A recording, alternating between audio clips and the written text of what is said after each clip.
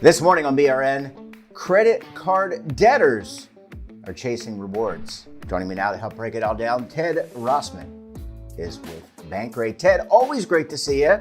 Thanks for joining us on the program this morning. Good to be here. Thank you.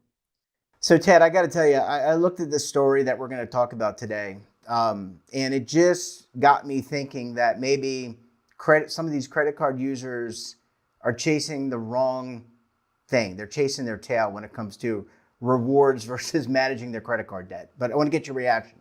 That's absolutely right. Yeah, credit card rewards are great if you're avoiding interest. That's the key. Our survey found that 72% of people with credit card debt are pursuing rewards. The reason that's a mistake is the average credit card charges about 20%. And a typical rewards payout is often something like 1 or 2 or 3% cash back or airline miles. And maybe you get a little better than that in certain categories with the right cards, but your overall blended return is probably around 2%. So great if you're paying in full and avoiding interest, not great if you're paying 20% or more for the privilege. Why the mindset? I mean, maybe they signed up for these cards for rewards and they're so conditioned. It's almost like a game. You know, I'm wearing an Apple Watch. I use it to kind of gamify my working out. Is it like that we've kind of gamified rewards and people are willing to put aside their debt, their debt concerns and the interest rate they're paying versus getting those rewards? It's probably two things. One is just this siren song of rewards and everybody wanting something for free. And it's great to get cash back and it's great to get free trips. And as I said, though, it's not free if you're paying a hefty amount of interest. So that's a mistake people make. The other thing is maybe they have the best intentions that they're going to pay it off and then something pops up. And look, no shame. I mean, a lot of people have credit card debt for practical reasons. 44% of cardholders carry debt from month to month. The number one cause is an emergency expense, some kind of unexpected medical bill or car repair or something like that.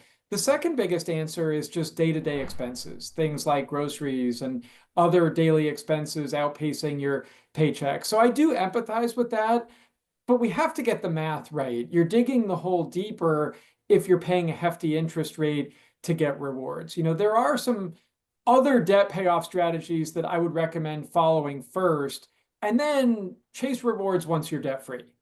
Yeah, and we'll talk about debt in our second part of our discussion. But I want to go back. The rewards from, I used to have a United, I still have the United card, but I don't really fly often. And I would get rewards. But a lot of these rewards, Ted, they have a shelf life. I mean, they're not sitting on the books.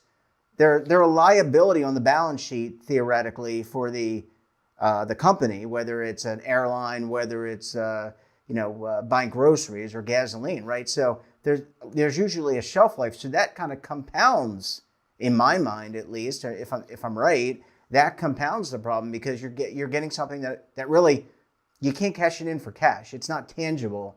It's going to go away if you don't use it or lose it. I agree. There's sort of two layers to this as well. One is just outright expiration dates, which sometimes exist. Certain airline and hotel programs, those points and miles will expire sometimes if you don't use them in a year or two. The bigger problem, which affects everybody, is devaluation. We see this even on cash back cards where inflation cuts into the value. The longer you sit on your rewards, the less they're worth. It directly happens in the travel world where sometimes it's 25,000 miles this year, let's say, to get a free flight. And then maybe next year they change the program and now it's 30,000 or 35, or same thing with hotels.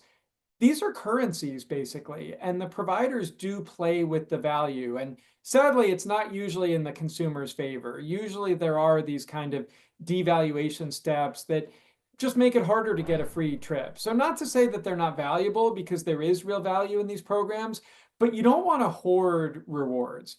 That's another mistake that people make. It's better to earn and burn strategically. You want to actually use these. It's not like your 401k. You don't want to amass like millions and millions of points. You want to actually use them periodically when it makes sense.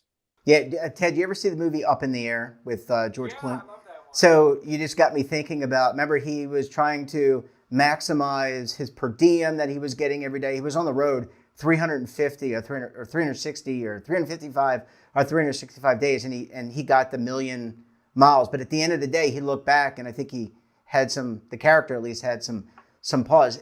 Ted, is there a financial literacy component to this? Because I feel like, forgetting the debt for a second, I'm just talking about the value of something, because you made the comment about currency.